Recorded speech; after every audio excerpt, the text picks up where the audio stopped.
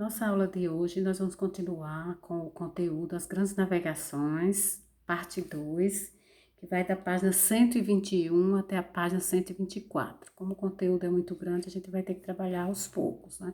Então, esta é a segunda parte do nosso conteúdo que começamos a semana passada.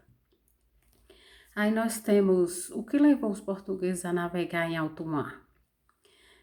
O primeiro motivo, né, que levou os portugueses ao empreendimento das grandes navegações foi a progressiva participação lusitana. O que é lusitana? Que se refere à Lusitânia, antiga região situada na Península Ibérica, que trabalhou, né? Atualmente refere-se ao território português. Então, essa participação lusitana no comércio europeu no século XV, em razão da acessão, a subida, o aumento de uma burguesia enriquecida, que investiu nas navegações no intuito de comercializar com diferentes partes do mundo. Principal razão para a navegação em mar aberto ou oceano dos portugueses foi a necessidade econômica e a ameaça de, se o Estado entrasse em declínio, em crise, ser absorvido pela vizinha Espanha. Aí, quando foi no século XIV, os portugueses já participavam do comércio de especiarias orientais. É que, ao distribuir essas especiarias pela Europa, os mercadores italianos fundaram entrepostos comerciais, locais onde eles faziam comércio, em cidades portuguesas como Porto e Lisboa, e os italianos.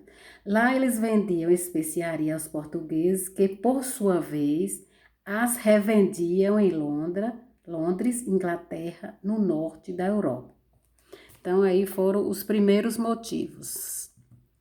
Aí continuando, como levou, o que levou. Então, para ampliar sua participação no rico comércio mundial de especiarias, os portugueses precisavam evitar o mar Mediterrâneo, porque era quase todo controlado pelos italianos, e buscar as especiarias na fonte, isto é, lá no Oriente. Controlando as fontes de especiarias, conseguiram obtê-las a preços mais baixos e podiam revendê-las na Europa com grande lucro, né? Então foi assim, eles viram que os italianos, estavam tendo bom rendimento, eles resolveram então fazer esse percurso indo para o Oriente. Além da motivação econômica, houve também a religiosa, ou seja, o desejo dos portugueses de expandir também a fé cristã e combater o que eles chamavam de infiéis, que era nome usado pelos europeus para designar os árabes muçulmanos. Por motivos religiosos e comerciais, o rei português Dom João I organizou em 1415 uma grande expedição que tomou dos muçulmanos a cidade de Ceuta, no norte da África. Esse fato é tido como o marco inicial da expansão marítima portuguesa. Então, nós vimos aí o que foi que levou os portugueses a navegar em alto mar. Então, nós estamos vendo aí os percursos que eles faziam, Ásia, África, saindo da Europa, percorrendo todo o mar. E lá nós estamos vendo as caravelas. Continuando, nós vimos aí Portugal, o primeiro nas grandes navegações, Então, Portugal foi o pioneiro nas grandes navegações e nós vamos ver alguns motivos que ele foi pioneiro. Primeiro foi a centralização do poder, Então, o poder estava na mão do rei. Portugal foi o primeiro país europeu a possuir uma monarquia centralizada, tudo no poder do rei. Um rei com controle sobre todo o território do reino. Então, nós estamos vendo aí o rei, Fernando I, ele tinha todo esse controle aí, todo esse poder, toda essa monarquia centralizada.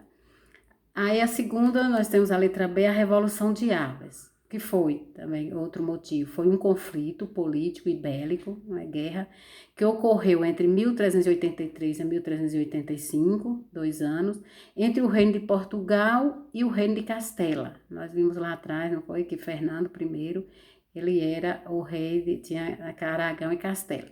A Guerra da Reconquista, também que foi trabalhada, gerou 4 novos reinos, Leão, Castela, Navarra e Aragão. Que esses territórios que hoje pertencem à Espanha, aquele tempo era Portugal. E em 1383, aproveitando-se da morte do rei de Portugal, o rei de Castela tentou ocupar o trono português, né? Então ficou assim, e aí nesse percurso aí, o rei de Castela tentou ocupar o trono português, mas o povo de Portugal, liderado pela burguesia, resistiu e venceu os castelhanos. Na Revolução de Aves, de 1383-1805, o líder dessa revolução, Dom João, mestre de Aves, sagrou-se rei como o título de Dom João I, retribuindo a ajuda recebida. Os reis da dinastia de Aves apoiaram, né, o comércio e a navegação, principais negócios da burguesia portuguesa na época. Então, esses aí foram um dos motivos do pioneirismo das grandes navegações portuguesas. Outro motivo, experiência na navegação. Né? Em mar aberto, os portugueses adquiriram essa experiência praticando a pesca em alto mar, que tinha a sardinha, né, o bacalhau, o atum e baleia. No Reino de Portugal, a pesca era o principal meio de conseguir alimento, né? Pois a produção agrícola era insuficiente para alimentar a população. Então, vinha aí a pesca, que era um dos grandes, né, motivos para essa navegação.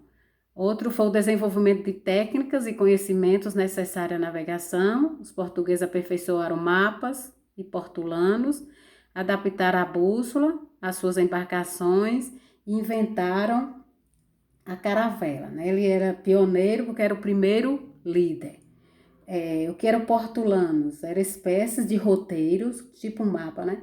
Que incluía descrição detalhada das costas marítimas, distância entre um lugar e outro e desenho dos melhores portos para se atracar. Então, eles tinham esse mapa aí bem detalhado, chamava Pertulano. Tinha a bússola também, que é de agulha magnética, permanentemente apontada para o norte, que permitia aos navegantes manobrar o navio na direção desejada. A bússola foi inventada pelos chineses e levada para a Europa pelos árabes. E nós estamos vendo a bússola antiga e a bússola atual. Lá em cima nós estamos vendo os pescadores. Embaixo nós estamos vendo os portulanos, né? Tinha também a caravela, né, que é falada aí.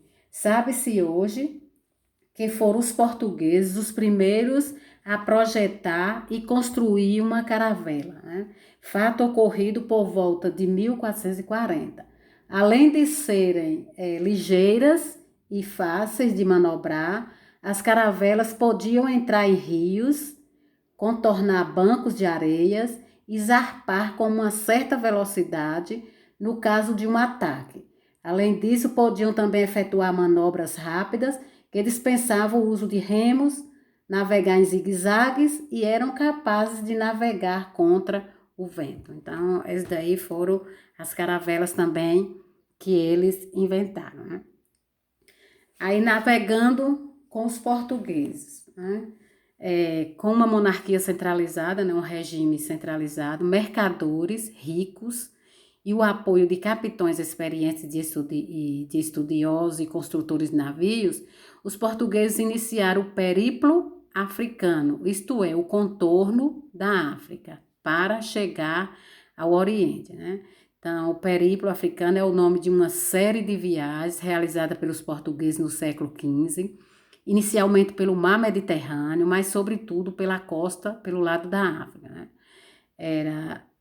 O objetivo era encontrar um caminho alternativo para chegar às Índias e poder trazer os produtos sem ter que comprá-los em Gênova. Então, eles estavam fazendo o máximo aí para procurar o bem para eles, né? Então, a monarquia centralizada é basicamente um regime do governo onde o poder está centralizado nas mãos do rei, ou seja, ele detém o poder sobre praticamente todas as decisões de seu reino, sendo a autoridade máxima em toda a sociedade. Nós estamos vendo a caravela aí, né, que nós falamos atrás, o que era a caravela, e aqui o periplo africano. Era essa série de viagens que eles faziam, e nós estamos vendo os contornos aí que eles andavam nessas caravelas, né, pelos navegadores portugueses. Dentro desse percurso aí, nós temos essa cronologia da expansão portuguesa no século XV. Primeiro começou em 1419, os portugueses chegaram às Ilhas da Madeira. Estão vendo lá a Ilha da Madeira, coisa mais linda, né? Muito bonita. 1443, atinge a ilha de Arguim, né? Junto ao Rio do Ouro, e no ano seguinte o Rio Senegal. 4 anos depois criaram as primeiras feitorias e inicia o comércio com os africanos, que envolviam principalmente ouro em pó, escravizados, armas de fogo e pólvora. Tudo aí ocorreu em 1443. Em 1456, ele chega às ilhas de Cabo Verde, nós estamos vendo ao lado ali, e constrói engenhos de produção de açúcar, utilizando mão de obra africana escravizada, né? Então, nós estamos vendo aí em 1456.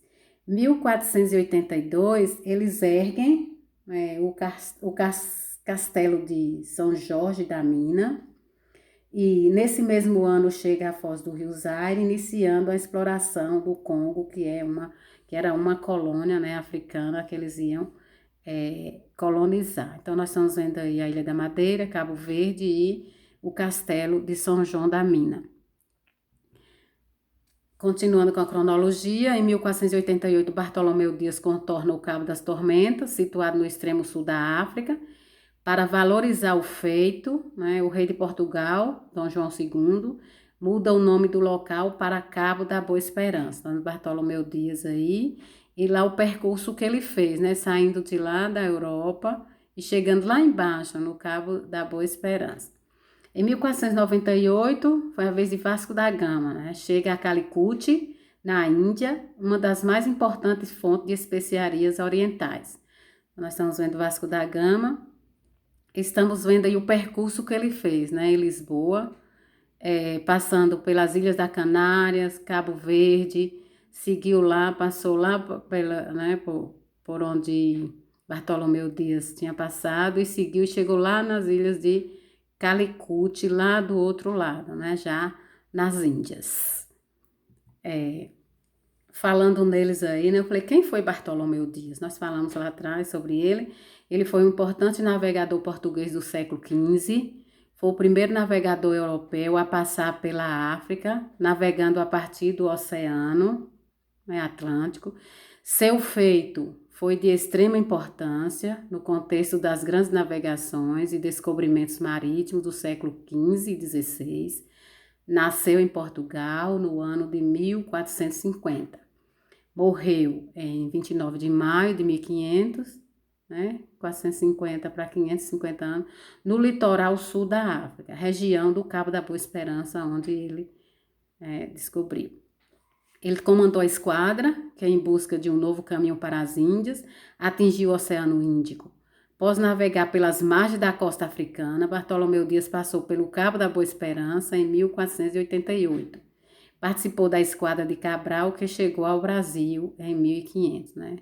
Aí nós estamos vendo aí Bartolomeu Dias, né, esse grande navegante, e todo o percurso que ele fez aí, saindo lá de Lisboa e passando, né, chegando ao Cabo da Boa Esperança, lá no sul do mapa, né? Então, nós estamos vendo aí quem foi Bartolomeu Dias. Vamos ver quem foi Vasco da Gama, né, esse outro navegante. Foi um navegador explorador e administrador português do século XV. Possui grande importância nas navegações portuguesas na época do descobrimento e conquistas. Foi nomeado pelo rei Dom Manuel I, comandante da frota que saiu da Europa e chegou às Índias. Essa missão representou uma das mais importantes viagens na época do descobrimento, o que resultou no domínio das rotas comerciais pelos portugueses.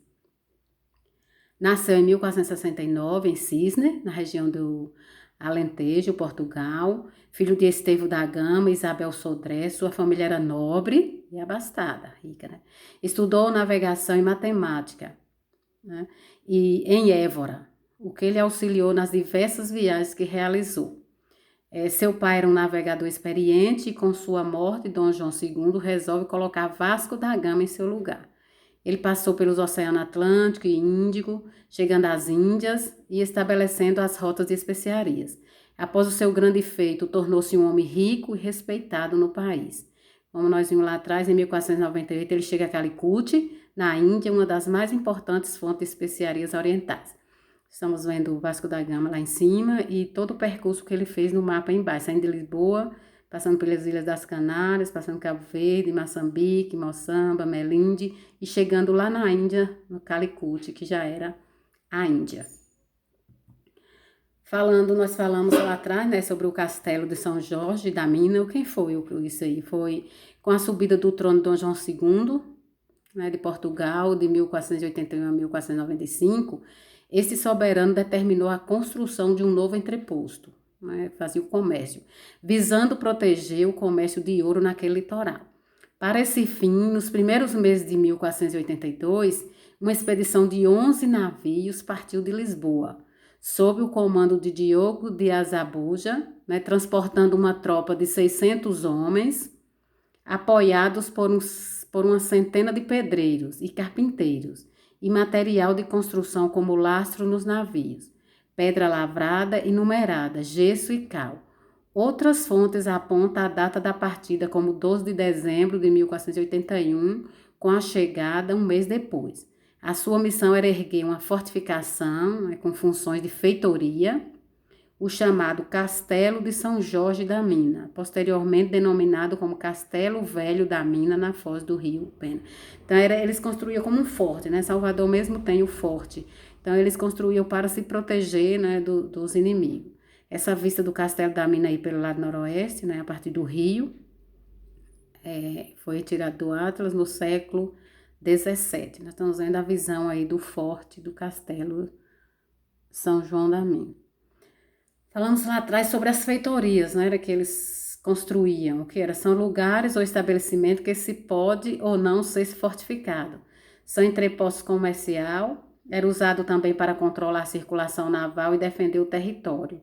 As feitorias portuguesas na África tiveram importante papel no comércio com as chefias africanas, envolvendo armas, ouro, marfim, né, e pessoas escravizadas. Então, nós estamos vendo aí o que eram as feitorias locais, né? O estabelecimento poderia ser fortificado, bem protegido e poderia ser mais simples também, né, para controlar toda a circulação naval e também defender o seu território. Então, aqui fica a nossa aula, queridos alunos. Obrigado por seu carinho. Que eu tenho as referências de onde as aulas foi planejada, né, tirando do livro, onde tem mais umas referências. E aqui fica o meu agradecimento pela atenção de vocês nesta aula. Eu tenho certeza que tiveram muito proveito e adquiriram conhecimentos. Muito obrigada mesmo.